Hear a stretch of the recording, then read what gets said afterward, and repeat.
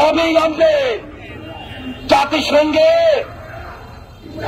বিল এনে আলোচনা করে ইসরায়েলের দমন, এই বর্বরচিত হামলা, এই গণহত্যা এগুলা বন্ধ করার জন্য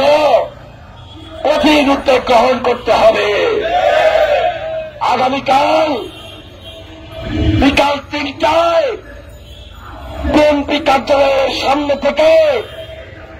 এই ঢাকা শহর সারা বাংলাদেশের মুসলমান বিএনপি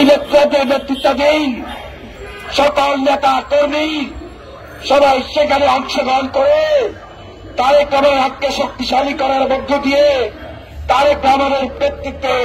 প্রতিবাদের ভাষাকে আরো জোরদার করে তুলতে হবে। আমরা চাই একটা শান্তিপূর্ণ রাষ্ট্র,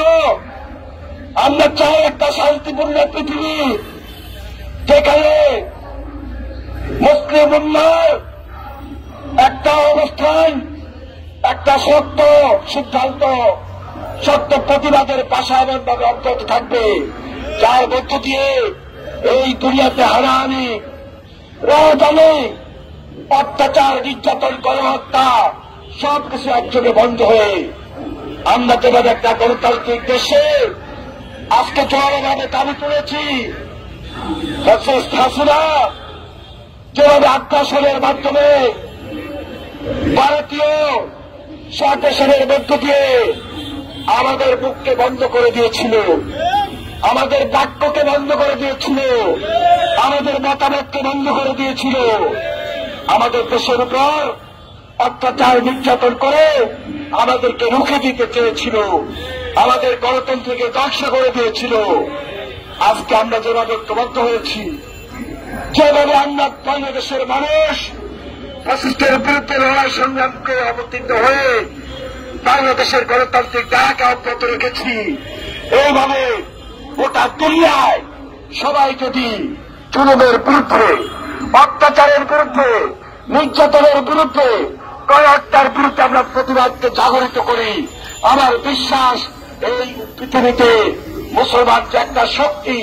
এই শক্তি প্রমাণ করে দিবে কোন অন্যায়ের কাছে আমরা কোনদিন মাথা নত করি নাই, ভবিষ্যতে মাথা নত করব না। আপনারা ওলামায়ে মাশায়েখ বৃন্দ মহান আল্লাহ তাআলার কাছে দোয়া প্রার্থনা করুন যেন মহান আল্লাহ তাআলা অবিলম্বে এই সমস্ত হত্যাযজ্ঞ বন্ধ করে দেওয়ার ব্যবস্থা দেন। আমাদের প্রতিবাদের ভাষা অব্যাহত থাকবে যতক্ষণ পর্যন্ত এই মাসুম বাচ্চারা, এই নারী, এই পুরুষ নির্যাতনের হাত থেকে রক্ষা না পাবেন।